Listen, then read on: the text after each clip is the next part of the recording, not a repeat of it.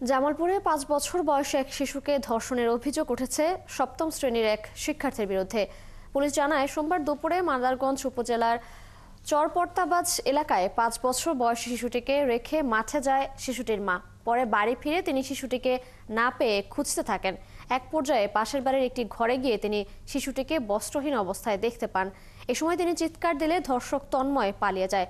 পরে শিশুটি তার মাকে জানায়, মোবাইল দেখানোর কথা বলে তন্ময় তাকে বাড়িতে ডেকে নিয়ে ধর্ষণ করে।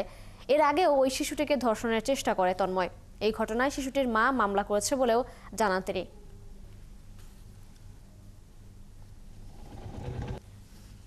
ভিকটিমকে উদ্ধার করে রাতে আমাদের কাছে নিয়ে আসে।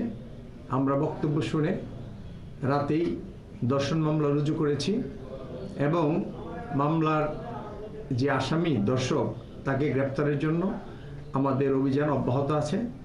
আমরা আশা করি খুব অল্প সময়ের মধ্যে এই দর্শককে গ্রেপ্তার করে আইনের আওতায় নিয়ে আসতে পারব।